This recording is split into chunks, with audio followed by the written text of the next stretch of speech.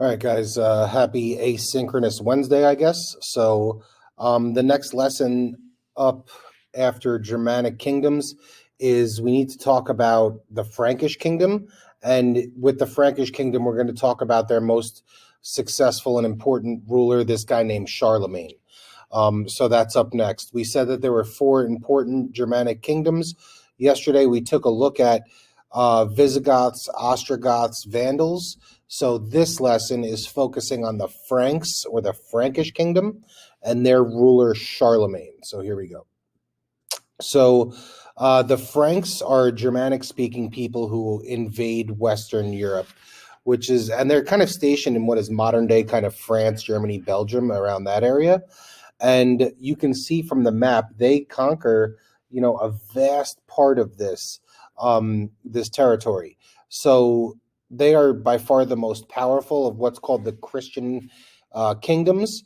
Charlemagne will go down as one of the greatest rulers ever, and he's kind of an important guy, especially with regard to the history of the rest of kind of Western and Central Europe. So Charlemagne is emperor of the Frankish kingdom for a good number of years. So he's 40 some odd years. And his goal is to unite all these Germanic people into one kingdom. Now, the Franks are in control of a huge chunk of this territory that used to be the Roman Empire, but we know that Visigoths, Ostrogoths, and Vandals all control other territories that were part of the former Roman Empire. So Charlemagne's goal is to kind of unite all of them under one giant kingdom. Eventually, the remnants of the Roman Empire under Charlemagne and other rulers that will follow him will be known as what's called the Holy Roman Empire.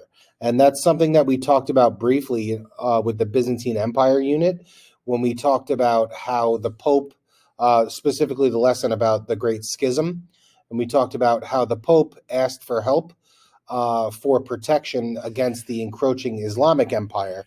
And one of the power plays there was to name the emperor of this area as Holy Roman Emperor so that he would then help the Pope. And that was the general idea.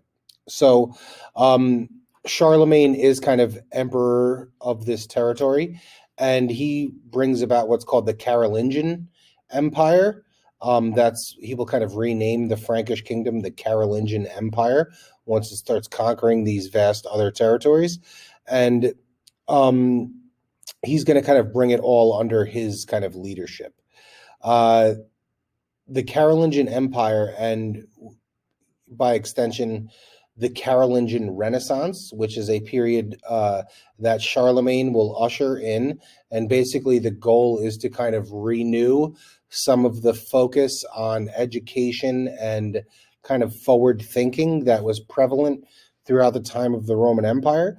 So he's going to try to kind of reestablish the glory and foundation of the old Roman Empire, and that is his plan. And part of that is adopting Christianity also, but a promotion of education is a big part of it. So I know I kind of went through all of that a little quick. I'm sure you can play it back and pause as necessary to copy down whatever notes that you need.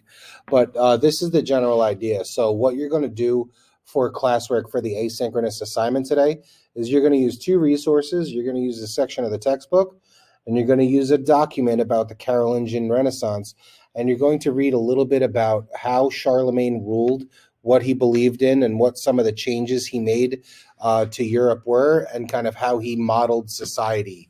So you will take a look at that. Make sure you hit submit or turn in on the assignment prior to midnight tonight so that you guys all get credit for being present today.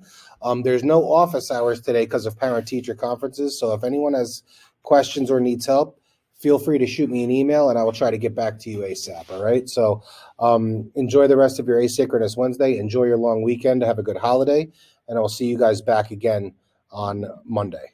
Have a good one.